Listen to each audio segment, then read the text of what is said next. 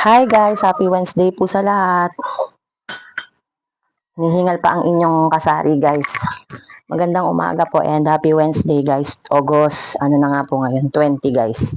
Yan, at 8:50 na guys ng umaga guys. Siguro mga naka 30 minutes din kami guys pa balik ng aking anak kasi panghapon pa naman po siya guys. So, may grocery dyan sa baba guys. Papawis kami, nag-walking kami ng anak ko kasi kailangan ko na po talagang mamili guys ng toasted bread at saka itlog guys. Tsaka sibuyas kasi tatatlo na lang yung sibuyas natin. So may grocery dyan sa baba.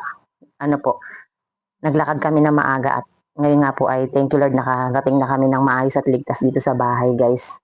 Yan. Wala pa tayong ano guys, pagdating namin ayan kailangan mag-hauling na nga po tayo ng mga ilan. Guys, ang napagbayaran lang naman natin guys, 733 nga lang po. At masaya nga po tayo dahil kahapon po ay yung update ko po sa inyo naka 400, ano na nga po tayo sa oras ng alas 5 pasado guys. Nadagdagan pa nga po iyon guys at naging 440 plus nga po ang ating napagbenta. 540 plus nga po ang napagbentahan natin sa buong kahapon araw ng Martes guys. So, thank you Lord, thank you Lord for all the blessing at meron po tayong naipamalengke ngayong araw. Nagdagdag nga lang po tayo na magkano sa mga nakaraan nating benta guys. Yan. So, masaya nga po ang inyong kasari at salamat po sa mga namili sa amin kahapon.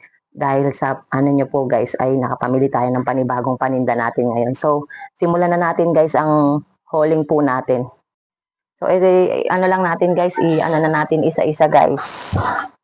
Unahin na nga po natin guys, ito talagang fast moving dito sa amin yung mga sabon guys. At saka yung mga binili natin guys, ito talaga yung talagang ano guys, fast moving. Yung wings natin guys, green po sana bibilin ko kasi marami pa tayong wings eh wala pong ano diyan. So sa Monday, bibili tayo dun sa isang grocery sa malaking grocery na pinagbibilihan talaga natin usual nating pinag-groceryhan guys. Ito guys, 6 plus 1 free. Salamat po sa papre. And then, naghahanap si Ate Cristel kahapon ng surf, guys. Eh, wala na nga po agad na yung surf natin. Dadalawa na lang. Ayan, namili po ako. 6 uli yan, guys. Tapos may isang free. Salamat sa papre, guys. Kasi dagdag kita nga rin po yan. Nagdagdag po ako ng ito tong original na Sunrocks na maliit, guys. Ayan. Bioderm, guys. Marami pa tayong sabon doon. Itong Bioderm nga lang po na green. Wala na. So, namili lang tayo ng 2 peraso. And then, ito, guys, speed guys, meron pa tayo doon pero ayoko nga pong maagad tayo kaya ayan, namili na tayo ng isang long bar din. And then yung binili kong itlog guys, diyan lang kami namili, half tray lang po ito. Pwede ko siyang ibenta ng 9 pesos lang guys kasi small siya, maliit lang talaga siya.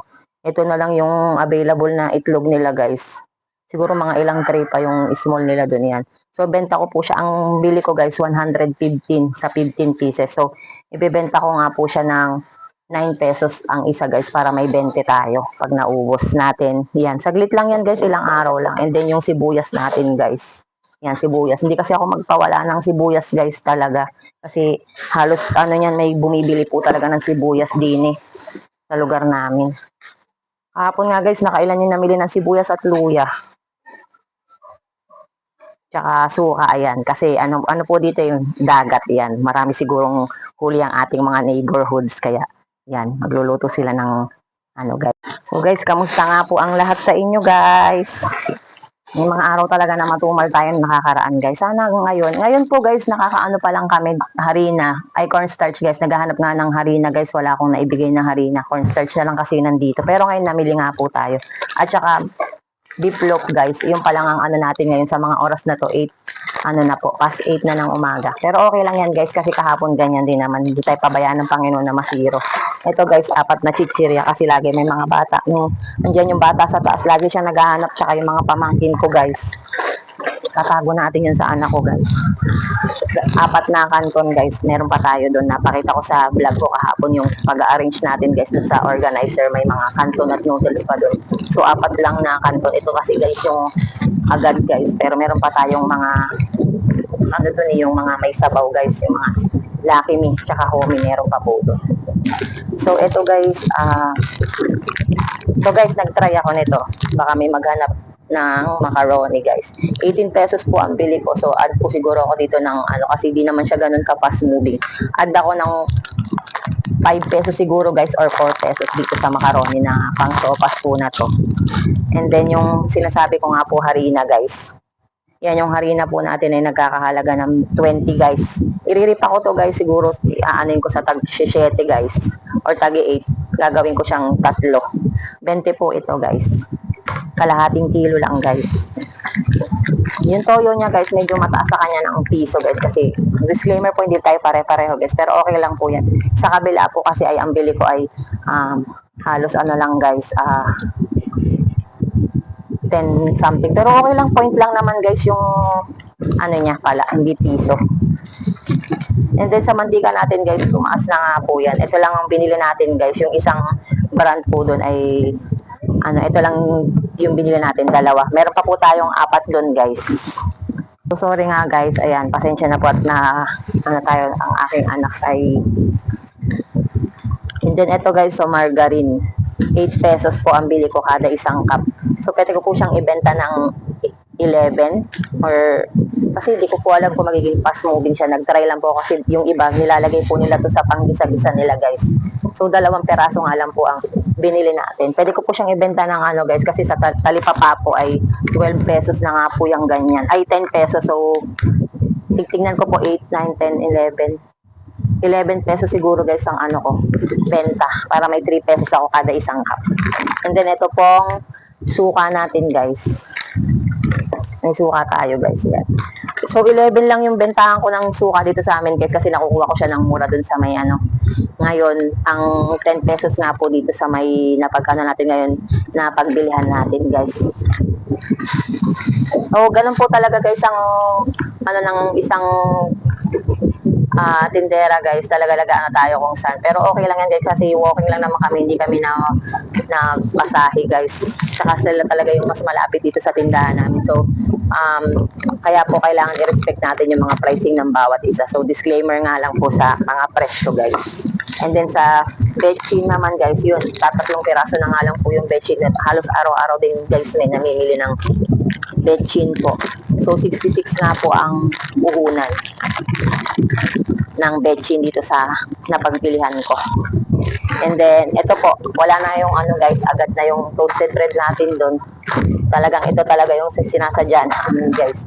So, ang bentahan ko po nito ay 8 pesos. Nabili ko siya ng 55 pesos guys. So, may 25 tayo pag naubos guys itong isang pack. 10 peraso po ang laman niya kada isang pack.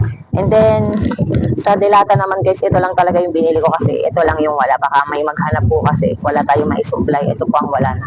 Paminsan-minsan sa isang linggo guys, may naghahanap talaga ng century tuna. So, nag-ano na nga po tayo ng 1 peraso guys. Yan.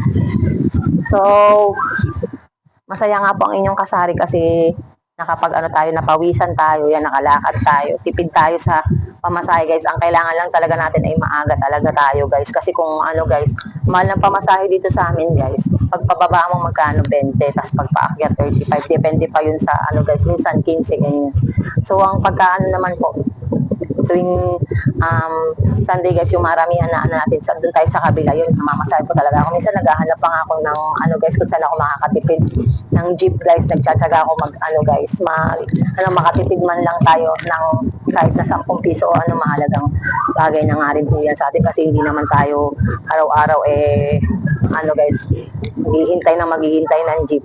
So sa isang linggo guys, yan, naisip ko kahapon na kailangan kong talaga na makapamili kahit maglakad nga po dito sa may mas malapit na So 30 minutes guys o mahigit lang ang nilakad namin ng anak ko guys. Yan. Guys, gumagana pa kaya yung mic natin guys. Di ko alam, baka mamaya yaw-yaw tayo ng yaw-yaw dito guys. Wala na palang charge itong ating guys, mic. So, yan lang po ma-update ko sa inyo ngayon guys, araw ng Wednesday. Periodical test po ng mga ngayon ng mga estudyante ng aking mga anak. So, sa mga oras na to guys, kailangan ko nang mag-ayos naman ng ito guys, ayusin na natin to dun sa loob. Tapos mag-aayos na tayo ng pagkain ng makakain sila bago sila masasas. Ayusin na rin natin yung mga nila. Yung panganay ko naman po ko